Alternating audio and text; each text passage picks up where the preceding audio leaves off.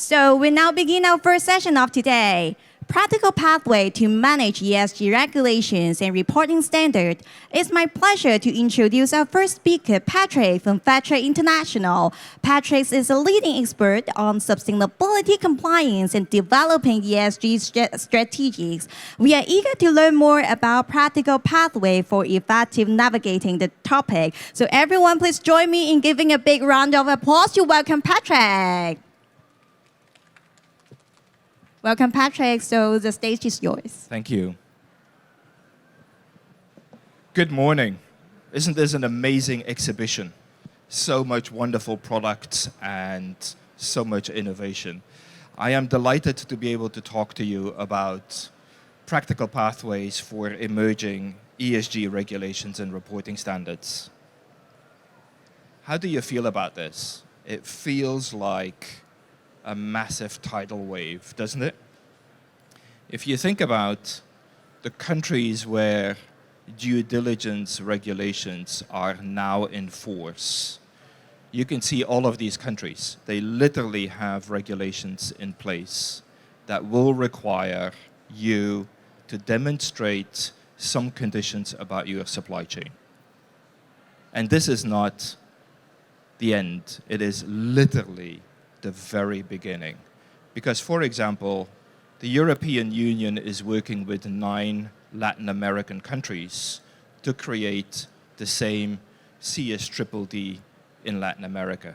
We also know that there are other countries in the Middle East that are also looking at these types of regulations.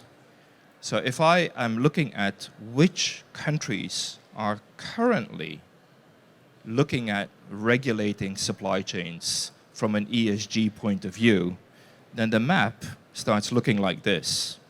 Whoops. That is becoming really much more complicated. And if I overlay that with the enforcement to market, so the access to market of your product, if I overlay that with that, then it starts looking like this. Super complex. And I feel like many of you must go, I don't know how to deal with this. There are so many different regulations out there. How do I do that? So the key is trust. I'm going to go back to a very simple concept, the concept of trust. I'm not going to talk about each and every regulation because that would take me a couple of days, and I'm sure that I would have put you all to sleep. But if you have a question about any regulation in any country, ask me, and I'm more than happy to give you an answer. First and foremost, what is trust? When the government or any other stakeholder looks at your organization, they will have expectations, they will have requirements. There are legal requirements, and so the first thing about trust is actually knowing what you have to fulfill. There is nothing like disappointment.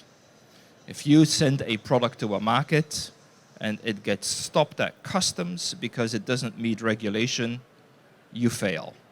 So knowing what to comply with, what to deal with, what's expected.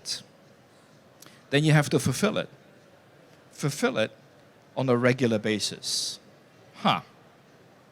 Then you have to maintain it. And how do you do that? How do you maintain, that trust at all times? It is about consistency. And consistency comes from how you operate as a company.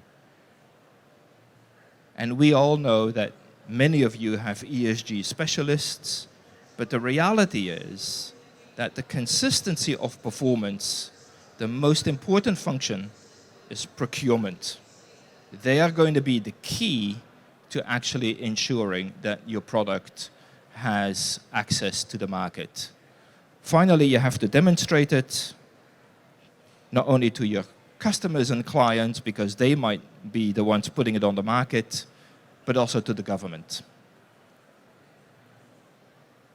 So when we talk about all of these regulations, whether it's the Canadian Act on Forced Labor, whether it's the Biden Act in the United States, whether it's the CSDD in Europe, etc. Do not get distracted. Don't try to focus on every single law and all of its details, because you are going to get lost in a forest of regulation. I will show you a common framework that all of these laws across all of these countries have. Anybody familiar with VUCA and BANI? They're kind of these acronyms that people use. VUCA stands for volatile, uncertain, complex, and ambiguity. BANI is the equivalent. It stands for brittle, anxious, non-linear, incomprehensible. And that is what the world has become. Don't you think so? Think about who could have predicted the blocking of the Red Sea by Houthi pirates.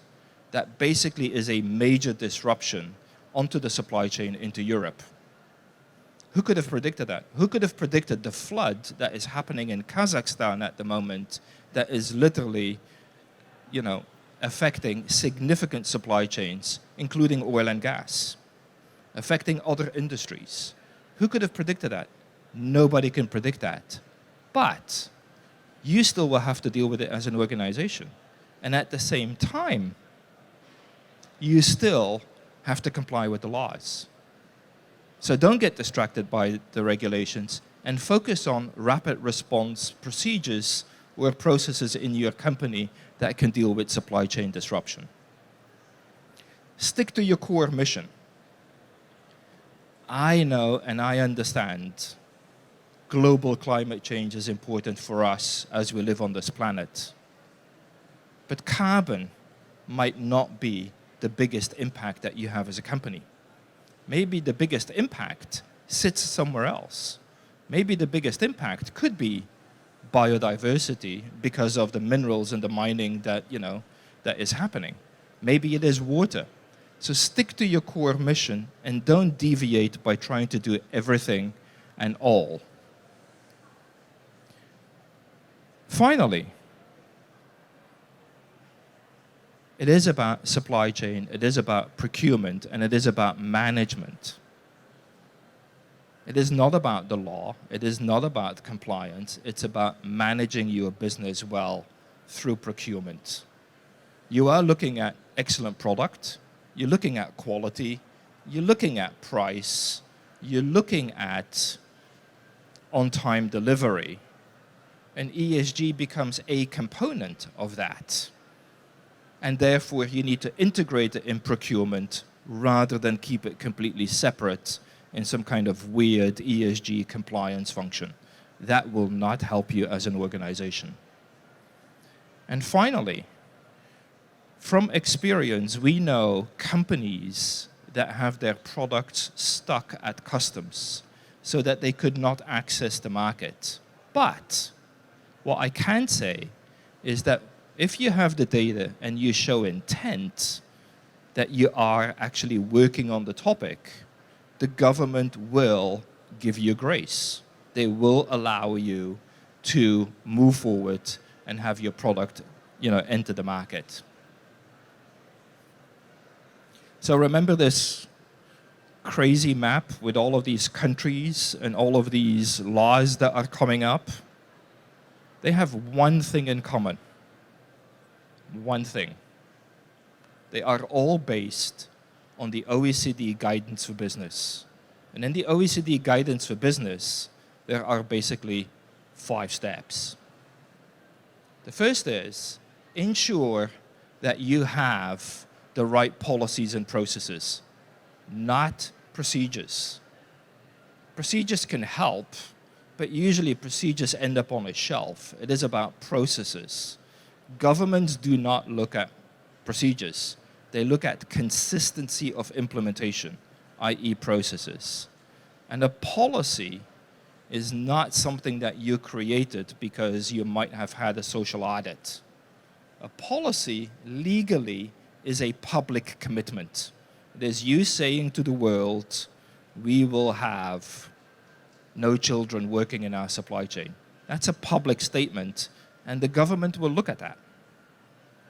The second is to actually understand, let's see if this actually works. Yep, no, it doesn't work. So the second is, know where you are and what the risk is of where you are. Basically, know your supply chain. Not only one level, but multiple levels. Know where you are and know what that risk is. The third then becomes reduce that risk. And in all of the laws, you will see something that has a very strange language. It says, within your sphere of influence. What does that mean, within your sphere of influence? If you work directly with a supplier, then you have control. You can decide to work with that supplier or not work with that supplier. But imagine that you work with a supplier and they have another factory, and that factory actually has not such good conditions. But the management company is the same. That means that now you have a position of influence. And that is what the law is actually referring to, is it's not only where you have control, but where you have reasonable influence. If you don't have influence, then there's nothing you can do. So let me give you a real example about that. We have a client who manufactures a product. One of those components supposedly was coming from Xinjiang province in China. As an American company, they were not supposed to touch Xinjiang province at all. But the question is, how do they prove that? So the first thing that they do is they go back to their supplier and they ask for data. And the relationship with the supplier has to be a relationship of trust. That's key. If you do not trust your supplier, then there is no way that you're going to have a healthy relationship. So they ask the data, and the supplier says, this is the data that we can provide, clearly showing that your components do not come from the legal obligation on this company of Xinjiang province. So what can you do now? Is that enough? In most cases, if you think about social compliance, people would say, no, that's not enough. We have to go there, we have to audit, we have to do this. But that's not true. Under the new regulations, you have to do as much as you can within your sphere of influence. You cannot go audit in Xinjiang province. Simply not possible. You have a long, trusting relationship with your supplier. You have verified the data through other means by data analysis. It looks accurate. That's it. There is no more that you can do. That actually is enough as an argument towards the government. That is what sphere of influence means. So try to reduce your impact, your risk, track it, and then eventually, communicate it. Now, the communication here is not an annual report, right? That's great. Some of you might have these social responsibility reports. Fantastic, well done. Nobody reads them. The only people that read them are academic researchers, NGOs, but those that matter do not read your report. If you're going to talk to an investor, they're not going to read your report. They're going to ask the data directly, right? If you have an issue with the government, they're going to ask you directly. They're not going to look at your social responsibility report. I'm not saying that they don't serve a purpose, but they don't serve a purpose for managing your supply chain and access to market. So what is important? What is important is that when a government agency, whether it's in New Zealand, Australia, Japan, Canada, the US, and many more to come, are asking you for data about the product that is about to hit the market, does it meet requirements? Product requirements, do you know where it was made? Were the conditions under which it was made, was it okay? The key there is to provide accurate data, which is recent, as fast as possible. Because if you come to the US and CBP, Customs and Border Protection, blocks your container, you have a response window. If you do not respond within that window that shows everything's okay, the container will be held for a period of time. You then have more time to demonstrate it, but that could take up at least 90 days. So imagine your window, your time to market is delayed by maybe 90 days. And if you can't prove it with the information that they are requiring, your container goes to incineration. Whoops, that is going to be an expensive exercise. So wait. So what's actually different? Right? I mean, I think you're talking about data, we get data from social audits, etc. Is that what we're talking about? Well, we are talking about policies and processes, but so far, policies and processes were kind of more internal and maybe towards your client. Policies and processes under the new regulations become much more public. The government will actually look for them. They will ask to see, what is your system like? Yep, we have audits. That's fine. It's a good way to have data. But still, that is not necessarily fulfilling the requirement of knowing where you are, ensuring that you know your supply chain, and that you are reducing your risk. And reporting, well, again, reporting is an obligation, for some countries. But the reality about reporting, for me, reporting is important that if an agency or an important stakeholder of yours is asking for data, that you can provide it fast, recent, and quickly, not a beautiful marketing document. And yes, you might have ESG people in your organization, but for me, the key function with all of these regulations is procurement. It is your buyers that are key in this venture. So we're moving from compliance or social compliance to due diligence. Due diligence is know, reduce, show within your sphere of influence, which is very different than compliance, which is black and white. So we talked about that. Identify and assess the impact. Remember I said core. Think about what is material to you as an organization.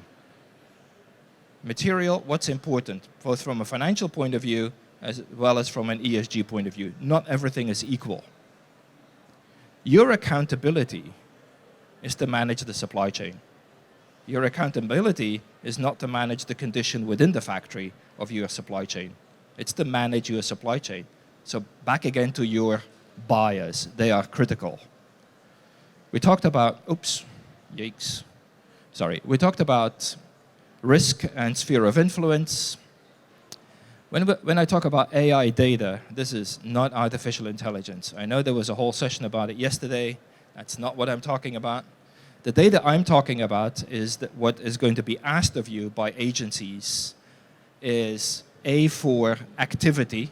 How much effort are you making in doing this stuff? And I, for impact.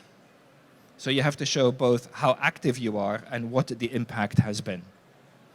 And then finally, speed is all about what is important. And there are frameworks for doing that, which I will not go into detail because that would be way too long. So when we talk about your management systems, you can actually assess your management systems by 11 categories. When governments look at management systems and they look at the maturity of a management system, they look at these 11 categories. And you can assess yourself how good are you at supply chain mapping? What are your policies on that? What are your processes? How good are you at that? And you go down the list all the way eventually to reporting and disclosure, which we just talked about.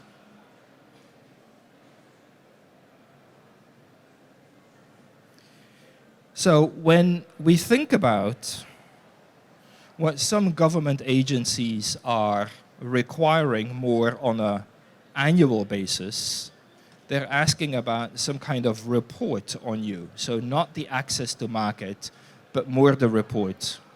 And that falls into 3 different buckets. And again, I'm trying to make this as easy as possible. I mean, this is pages and pages of legal text summarized. Basically, this you already know. This is your annual financial report. That's pretty straightforward. But then you have to look at the 2 other buckets. One bucket is around the policies and procedures, basically your management systems that you have in procurement. And here there is, the 11 points that I demonstrated before. That fits in the middle bucket. The top bucket is basically the ESG accounting. It is basically the data that the government will ask with regard to your performance on this topic and your supply chain. So how do you deal with all of these laws? Don't get confused. Don't get lost. Focus on your own performance, right? We come from an environment where it was audit and corrective action plan. There were some minimum requirements, you know those. I think you all have had social audits, right? But somehow you always fall into this, I don't know what's next, where are we going, corrective action plans, etc., right? And you don't really know what's coming at you, right? Because it's not risk-based. So this is actually moving forward on due diligence. It's all about the data that you have out of your supply chain. And who has the data? Guess what? Your suppliers. And who's in contact with your suppliers? The buyers. So welcome to the modern supply chain management. When you have issues identified, for example, like the blockage of the Red Sea by Houthi pirates, that could be a significant risk. It could be a weakness. But the reality is that drives the innovation of your supply chain. Flip it around and look at how do we manage that so that we have an even higher performing supply chain. So remember, my message to you, yes, the laws are coming. There's a tidal wave of laws coming. Don't get lost. Don't panic. Don't focus on compliance. I know you have to comply, but don't make compliance an objective. Focus on demonstrating that you are a reliable business. Remember where I started. It's all about trust. If you can do that, compliance will follow. Trust. And the data that you can demonstrate on an ongoing basis that you are in control of your supply chain will give you access to the market without interruption. So focus on your core. Locate your suppliers, locate their risk. Take action where necessary. Remember your sphere of influence. Measure. Remember the AI, activity impact. Measure those, demonstrate it, and then show. And that means, if you read it from top to bottom, your claims are actually genuine, and the government will allow you access to market, and your clients will trust you. Thank you very much.